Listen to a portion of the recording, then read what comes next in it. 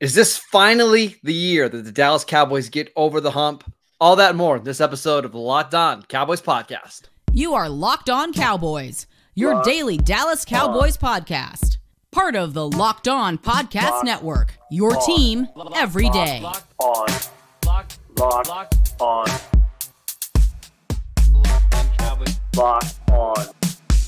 Cowboys. Welcome back to the Locked On Cowboys podcast, part of the Locked On Podcast Network, your team every day. We'd like to thank you for making us your first listen of the day. This episode is brought to you by PrizePicks. PrizePicks is the easiest and most exciting way to play daily fantasy sports. Go to prizepicks.com/LockedOnNFL and use promo code LockedOnNFL for a first deposit match up to $100. I am your host, Marcus Mosher. You can follow me on Twitter at Marcus_Mosher. Joining me today, as always, is Landon McCool. Check him out on Twitter at McCoolBCB. Landon, we are getting to the Twitter questions today. I've got a really good one that I want to start with from at Jones's Babysitter. He's an everydayer. He's been an everydayer for a long time. Yeah. He says, I am excited about this team, but it's early. Why is my trained pessimism unreasonable this year? Should we be cautious of talking about how good this team is until they face a real contender? Well, look, I mean, that's always going to be the standard of where the Cowboys are right now. Like, and that's the kind of the downside of all this, right? Is it doesn't, this is all great. This is all well and good, but obviously it doesn't mean much until January. And that's where the Cowboys have had problems, right? Which kind of stinks, by the way. Yeah, I'm not saying you can't enjoy the regular season, but it almost feels like the regular season is irrelevant. I think playoffs, right? Yeah. But I think it's because people are making it that way. And it shouldn't be that way. You should still enjoy the year. Look, Marcus just did a crossover podcast with the Arizona Cardinals fans, and they're having a rough season already, right? Like it's already tough. So it's like, I think that they're, look, there's teams out there that are having already a very bad season 2 games in. I think the Cowboys fans should be allowed to be thrilled with the way the team is playing. And yeah, the standard is still going to be, there's always going to be Eagles fans and Washington fans and Giants fans that are going to come to you and say, well, it doesn't matter until you win in January. We're going to choke in January. But guess what? We're not in January. Yeah. So until then, we're allowed to be happy about how good our team is. And then when we get there, then we'll see. But I'm not going to allow you to steal my joy about how good this team is because we haven't done it yet. And that doesn't mean that it won't get done. It just means that it's not time for that yet. So you're allowed to be excited, be happy. You're also allowed to temper your excitement because you understand that it is only 2 games into the season and that it is a long season and anything can happen. So you're allowed to feel however you want about this Cowboys team. Sure. I would say, except for greatly depressed. I really don't. I mean, there's really nothing to be super upset about with the Cowboys as it stands right now. So anywhere between mildly upset to over the moon, I think is a perfectly normal stance for a Cowboys fan currently. I will say,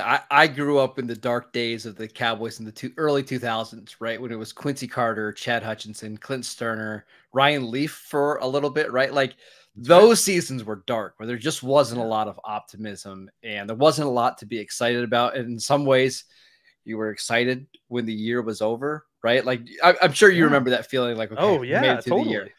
Yeah. There's also other seasons where, I mean, I think 2015 for me was, 2010 and 2015, where the season was basically over in September because of injuries to your quarterback. And it just felt like this is not fun.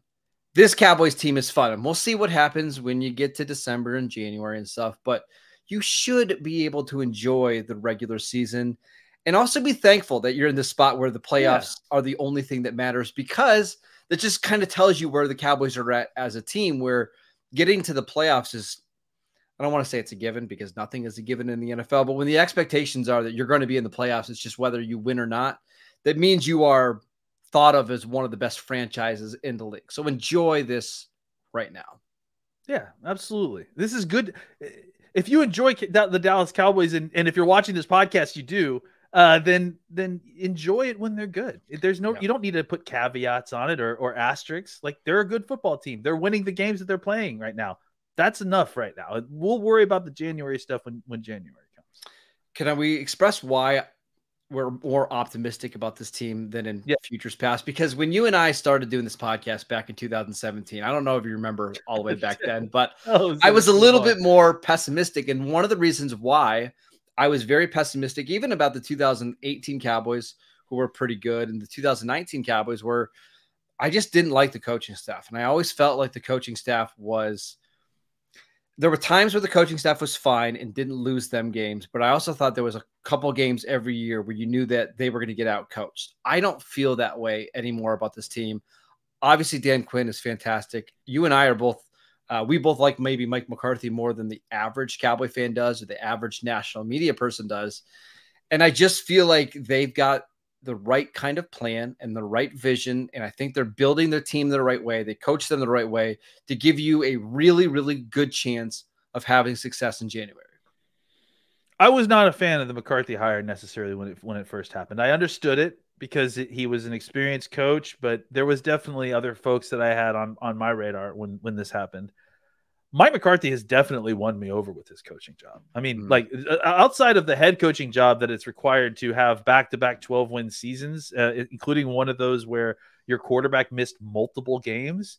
I mean, and then combined with what we've seen from him calling the offense so far this year, I've seen mostly positive feedback, mostly positive, information with my eyes from Mike McCarthy. Now there is some stuff, there's some, end of game stuff that, that leaves you scratching your head. But I mean, I remember Andy Reid being run out of Philadelphia. He still has problems with that kind of stuff. Like there's no such thing as a perfect head coach. It's just, they don't exist.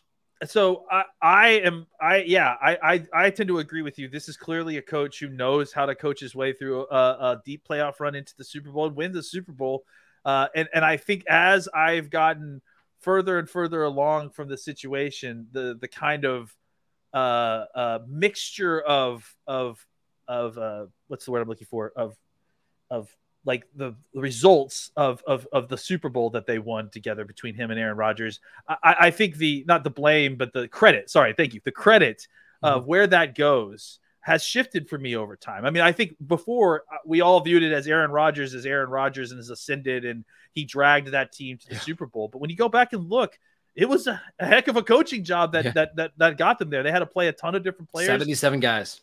Yeah, so I think there is something to the idea that people are starting to get a more clear-eyed view of Mike McCarthy. Sorry. No, sorry, what? He's going to come around here and steal my shades. No, I think you're getting a better view of who Mike McCarthy is as a coach, where he's strong, and why. Over the years, he has been a sought-after coach. Even before he got the Green Bay job at San Francisco, he was a hot coordinator for many years. I think we're seeing how and why Mike McCarthy was able to kind of stick around in the league. He understands a lot of this stuff better than we understand that he understands it. Yeah, and really quickly before we go to our next question. It's the first time in a long time that it feels like both sides of the ball are balanced. Like you look at the 2016 Cowboys, they had a great offense, but they had to play offense to protect their defense because it was really poor. Same thing in 2014, right? The Cowboys had to run the ball a ton because their best pass rusher was George Selvey and Henry Melton and Jeremy Mincey, right? Like you're just in a different phase where you can win games because of your defense. You can win games because of your offense. And frankly, we've already seen over the last couple of years, they can win games because of the special teams, blocking kicks, returning them for touchdowns like we saw in week 1. It just feels like a much more complete team from coaching to the roster to, top to bottom than we've seen over the last couple of decades.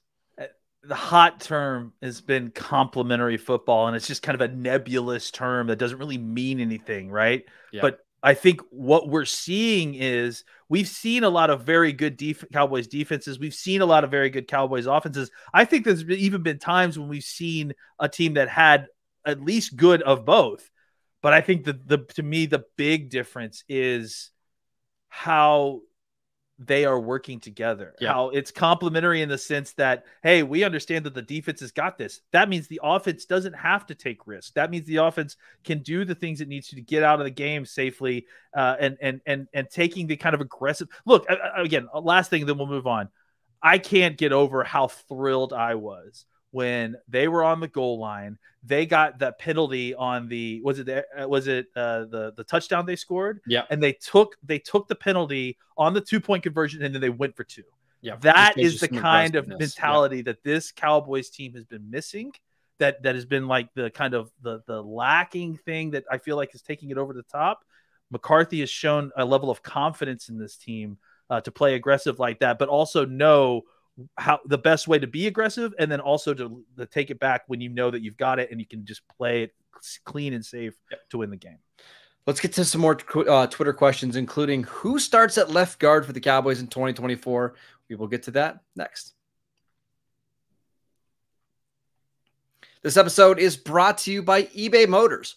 Our partners at eBay Motors have teamed up with Locked On Fantasy Football host Vinny Iyer to bring you some of the best fantasy picks each week, all season long. Whether you're prepping for your daily drafts or you're scouting the waiver wire, each week we're going to provide you the players that are guaranteed to fit on your roster. So let's see who Vinny has picked out for us in this week's eBay's Guaranteed Fit Fantasy Picks of the Week. This time it's Zay Flowers, first-round pick from Boston College. Ravens rookie wide receiver Zay Flowers had a fine debut in week 1 before a more modest week 2 performance, but Flowers will go into full bloom while cruising to a big game on a weak Colts secondary at home in week 3. Flowers will be schemed open well as Baltimore's new look passing offense continues to find more life with Lamar Jackson. Vinny Iyer from Locked On Fantasy Football is going to help you win your fantasy championships. And eBay Motors knows a championship team is about each player being a perfect fit. The same is true with your vehicle. With over 122 million parts for your number one ride or die, you can make sure that your ride stays running smoothly. Brake kits, LED headlights, roof racks, bumpers, whatever your baby needs, eBay Motors has it. And with eBay Guaranteed Fit, it's guaranteed to fit your ride the first time, every time, or your money back. Plus, at these prices, you're burning rubber, not cash. Keep your ride or die alive at ebay.com/motors. eBay Guaranteed Fit only available to U.S. customers. Eligible items only. Exclusions apply. Welcome back to the Locked On Cowboys podcast. Everydayers. On tomorrow's show, you already referenced it, we've got the crossover show with Alex Clancy of Locked On Cardinals. That was a lot of fun and also very depressing at the same time. So make sure you guys tune into it. It's a good show. I had to do my best to talk Alex Clancy off the ledge a little bit with his Cardinals team. So make sure you tune in for that. Landon, let's get to another Twitter question here. And this one's really fascinating from Dem Boys. He wants to know, who is the starting guard for the Cowboys next season? Is it Tyler Smith or TJ Bass? That's a complicated question, right? Like, and honestly, the first thing you and I talked about when we kind of were talking about this question before the show was, what's Tyron Smith look like next year? That's the answer, because, right? Yeah, I think that's really the answer. Is, look, if Tyron Smith continues to play at the level that he's been playing so far through these 2 games, throughout the season, maybe even he misses a game or 2 or something, I would really, really be interested in re-signing him for another, year. I think he has another year. It's basically a void year, but I wouldn't be opposed to kind of, tacking on a year or 2 and seeing if he's interested in that. I mean, and I would do it the same way that you did this deal, where basically it's like $1 million every game that he plays, because when he plays, you're getting at worst top 10 left tackle in the NFL. Oh yeah. Especially if he's healthy, especially because I do think that we talked about this in yesterday's show. I really do think the added benefit of being able to practice, like being healthy enough to practice, like has really, really helped his skills. He's just played better football than he has in 2 or 3 years. Right. So, I think that's really the key thing here is Tyron Smith coming back and in what capacity? And if he is, then I think you're likely to continue to see Tyler Smith play left guard in that swing left tackle type spot. And then Bass, potentially could be your kind of swing interior guy. Maybe you can teach him how to play some center in the offseason, and that could be your game day swing guy. So listeners, really quickly, I want you to think how old Tyron Smith is right now. Okay, got it? He's 32. I'm sure that's a lot younger than what you're thinking. He's going to play almost his entire season as an age 32 tackle. If you want to bring him back for his age 33 season, again, providing that he stays relatively healthy, I still think you can get quality offensive line play The Seahawks just signed Jason Peters to their active roster. I think he's going to be starting this week, and I think he's either 41 or 42 years old. It's like a decade younger than what Tyron Smith is. Trent Williams, I believe, is 35 or 36 and still the best left tackle in the league. So I don't think it's unreasonable. Yeah. I don't know if we want to include him on the list. No, but I don't think it's unreasonable to think that you could still get a top 12 offensive tackle in Tyron Smith in 2024. Yeah, I don't think that's unreasonable either. And again, considering he keeps wanting to do pretty decent deals with you because he likes playing here and he lives here. And as long as he's willing to do it and he's playing at the level he's playing, I would keep rolling with it. Now, having said that, there is the possibility that the Cowboys, even if Tyron plays well this year, they feel like, hey, you know what? We'd rather be a year early than a year late. Let's get Tyler Smith, who we drafted to be our left tackle anyways. Let's get him up to speed going into year 3.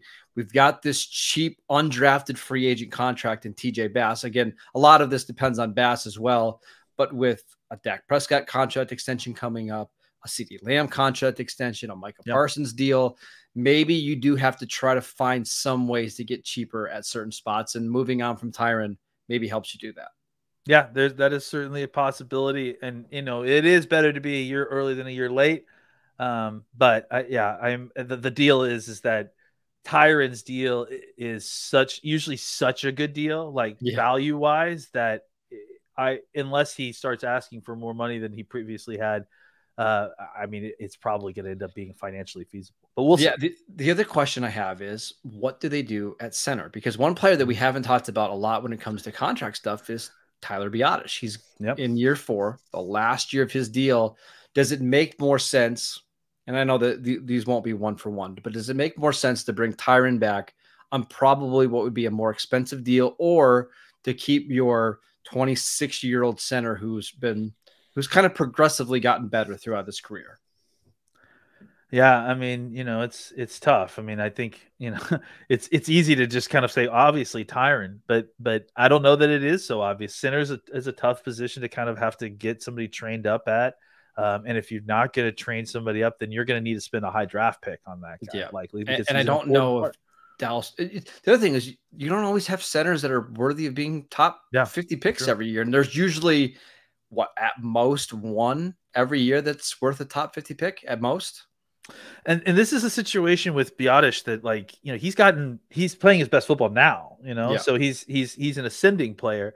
So it would be a shame to kind of, let him go and then have him, actually continue to get better and better. So I wouldn't be surprised if the Cowboys approached him, midway through the season and offered him a reasonable tier 2 deal. Yeah. Probably not top of the center market deal, but right underneath that group. Right. And I think he would probably take it, but we'll see. I do think it's important that the Cowboys find a way to get that resolved in relatively cheaply, because you can't afford to pay every single offensive lineman big money. And that's the problem they're going to run into a little bit. They just paid Terrence Steele. Zach Martin just got a pretty significant boost on his contract. Can you afford to pay a center and basically have your entire right side of your offensive line on second and third contracts? I don't know. I honestly don't know. It's a good question. Maybe it's Brock Hoffman season next year, Landon. I don't think that's going to be the case. Really quickly, the one guy that we didn't mention here really is TJ Bass. So we're seeing him play more, right, because of some injuries and stuff. But looking forward, do you think TJ Bass has the upside to be a starting level player on the offensive line? I love it. We got a question about TJ Bass. We haven't talking about every other offensive lineman but TJ Bass. Yeah, no, I do. I do think he does have that ability. I think that the move inside to guard was a very natural, obvious one, and he's taken to it very well. He has the requisite strength to play the position. I think he's getting better about pass protection. And I do think he has the kind of upside and the skill set to be a starting offensive guard. If not next year, then maybe a year beyond that. Because I think the ability to kind of come in when he did, had a couple of rough plays early on, but to kind of settle in and play the way he did against a very good defensive interior, it shows you that he belongs. I think there was no point when again, outside of those first two snaps where you're watching and you felt like he was completely overmatched or anything like that. So, to kind of be thrown in as an undrafted free agent on, week 2, starting, not starting, but thrown into the lineup week 2, a big role. Yep. That's tough, And so I think the fact that he was able to do that and without, too much bumps and bruises shows you the kind of talent that he has. And that obviously that's developable. All right, let's talk about the safety position because the Cowboys could be getting Donovan Wilson back in week 3. What does that rotation look like this week? We'll get to that next. This episode is brought to you by PrizePicks. PrizePicks is the largest independently owned daily fantasy sports platform in North America. It is the easiest and the most exciting way to play DFS because it's just you against the numbers. Instead of battling thousands of other players, including pros and sharks and fantasy nerds, kind of like me, all you have to do is pick more than or less than on 2 to 6 player stat projections and watch the winnings roll in. You can win up to 25 times your money this football season. It's absolutely fantastic. It's so much fun to play.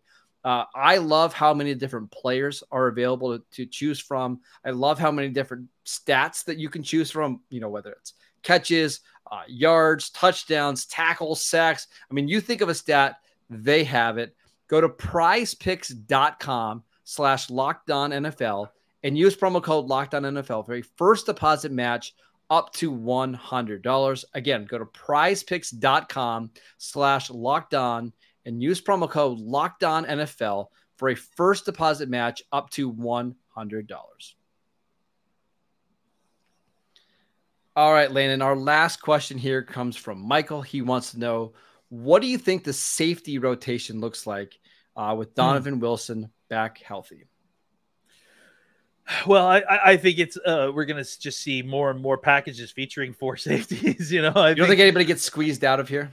I mean, I think, I don't know if a person will get squeezed out, but the numbers that they play in will be squeezed, right? I think you'll just see Curse's numbers maybe come back a little bit, just getting him off the field a little bit more if they can. You'll see specifically Wanye Thomas, I would assume, kind of take a couple extra steps back snap wise. Probably McCollum but go down. Yeah, but I definitely think that you're going to see all these guys. You're going to continue to see all of them. Like, I just think it's about the proportions in which they're playing and who's playing in which packages and that sort of thing. So, and I also think that, I wouldn't be surprised if he wasn't on a pitch count, similar to 15, 20 snaps this week, just to kind of get his feet wet. I wouldn't be shocked if this game you saw Wanye playing Donovan Wilson's number of snaps. And then as Donovan gets healthy, they flip back, right? Yeah. So you have Wanye doing something like, a 10, 15 defensive snaps and then all his, special team snaps. And then Donovan getting closer to 30 or, something like that, 40 snaps. They're going to heavily rotate all these guys anyways. I mean, they've been doing that, front to back, defensive line to safety room. So everyone's getting a little bit of rotation except for maybe the outside corners. And so I do think that you're going to see obviously more Donovan Wilson than you have. And that's going to mean less of the other guys. But I would guess that it would be gradual at first just to kind of get Donovan's feet underneath him. And frankly, they've played so well without him right now. They don't need to rush him back. Sure. They just want to get his feet underneath him so that he can be healthy for the rest of the season. All right, I got a controversial question here, and this is not a slight at Donovan Wilson at all, because we absolutely love Donovan. I'm calling Joey Ikes right now just so he can get on the phone with us. I know. Donovan is one of their biggest playmakers on defense. He brings a physicality to their defense. There's no question about that. So honestly, this has less to do with him than everybody else. But if I showed you the first 2 games of the season, including the preseason stuff, and said, hey, you can take away Donovan Wilson's contract that he got this offseason, which is basically like $7 or $8 million a year, and just play Wanye Thomas more, play Marquise Bell more, play Izzy Mukuamu more. Would you do that and use that $8 million somewhere else, or is Donovan Wilson still a value at $8 million? I think it's peace of mind is what it is more than anything at this point, right? Like, I think having the knowledge of the hindsight is 2020, right? Exactly. Yes. So that's why it's not fair to Donovan Wilson. It's not fair to the Cowboys front office. They didn't know that Wanye and Marquise Bell were going to make this big of leaps. Yeah, I mean, I think I might still do it because I do think that we still haven't seen everything for this defense yet. We still haven't seen this defense play a truly elite offense yet. And I think that having someone like Donovan Wilson to kind of establish that physical tone, he's going to earn that $8 million when we play San Francisco. He's going to earn that $8 million when we play Philadelphia. That's when I need those $8 million worth of punishing downhill hits, run game fits. That's when I need the playmaking. So yeah, we could beat the Giants and the Jets without Donovan Wilson. But I feel a lot more comfortable facing the big boys in the NFL with Donovan Wilson on that side. Yeah, I think I agree with you. Now, the alternative is, let's say the Cowboys don't spend that money on Donovan Wilson and they just retain their own, which is probably what would have happened. Yeah. Would you rather have, again this hindsight 2020? I know we're saying this. Would you rather have Connor McGovern basically be your swing interior offensive lineman or Donovan Wilson right now? Donovan Wilson. Because the thing is that, I mean, TJ Bass may be Connor McGovern in 3 weeks. What about Dalton Schultz? Like, how much better do you feel about the offense if you have Dalton Schultz at $7 million a year? I think I'd still take Donovan, especially look, because we're using hindsight. If we're going to use hindsight, let's use it across the board. I think that Ferguson has looked better than Schultz on a snap by snap basis so far. He had the drops. Obviously, that's not great, but he's a better blocker. I think ultimately he has more upside as a receiver. So still give me Donovan. Okay. And that's kind of the way I lean here too. I mean, unless you would have gotten some other player X that we're just not mentioning here, I think Dono's the best case because he just gives you something that the other safeties don't have. Like, I love Wanye and I love Marquise Bell, but Donovan Wilson's 205 pounds and plays like he's 250 pounds. Like, he's going to come take on guards. He's going to blow up the run game. He's going to give you a physical presence that the other safeties just don't quite have. And that's not a knock on the other guys. It's just he provides a different skill set from everybody else. They all have kind of unique skill sets, to be honest. That's probably why they wanted to re-sign all of them, just because they use them all in each different ways and they all kind of fit together in a really great way. Yeah. Quite the safety room. And I expect, especially with the unknown at linebacker outside of Leighton Vander Esch, and including Leighton Vander Esch's health, you want a guy like Donovan Wilson that can come in, play in the box, make tackles, take on guards, and just be a menace in the run game. And that's what he's been basically his entire career with the Cowboys. That is it for today's show. We want to thank you for making Locked On Cowboys your first listen every day. Everydayers. Tomorrow's show is the crossover show with Locked On Cardinals. Make sure you tune in for that. On Friday, Landon and I breaking down the Cowboy Cardinal game in Arizona. That show will be up on YouTube and wherever you get your podcasts. We are free and available on all platforms. Follow Landon on Twitter at McCoolBCB. I'm at Marcus_Mosher. And we'll see you right back here tomorrow.